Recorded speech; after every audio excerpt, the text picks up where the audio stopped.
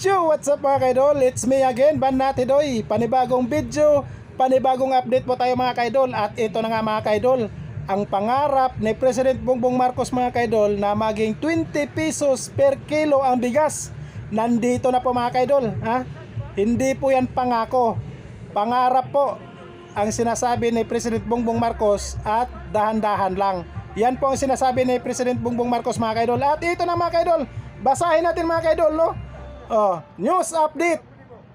Ipapatupad na ang Department of Agriculture ng 20 pesos kada kilong bigas sa Visayas Region mga kaidol. At ito na nga mga kaidol, palakpakan natin mga kaidol, ang mga DDE supporters mga kaidol ay makabili na po ng 20 pesos per kilo mga kaidol.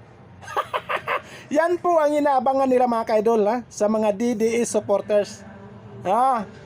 Ano na mga ka-DDS, sampal sa mukha nyo to, no? Natupad na po ang pangarap, hindi pangako, pangarap po.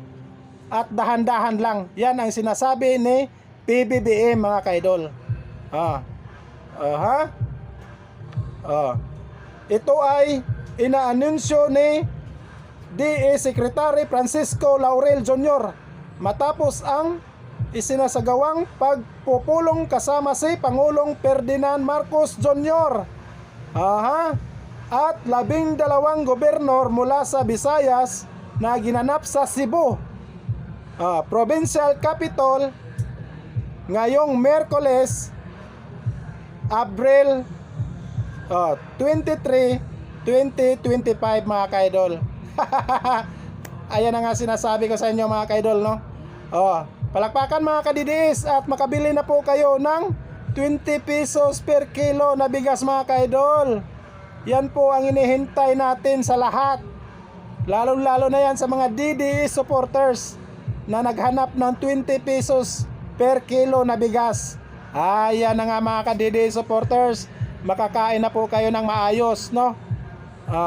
Makakain na po kayo ng maayos. At kasi makabili na po kayo ng tag 20 pesos per kilo. Ayan na nga sinasabi mga kaidol, no? Huwag nyo kasing pangunahan si PBBM mga kaidol. Kasi hindi po pangako yan, pangarap at dahan-dahan na maabot ang 20 pesos per kilo ang bigas. At ito na. Natupad na po ang pangarap. Maraming salamat sa iyo, President Bongbong Marcos. At God bless po sa iyo, no? Salamat po.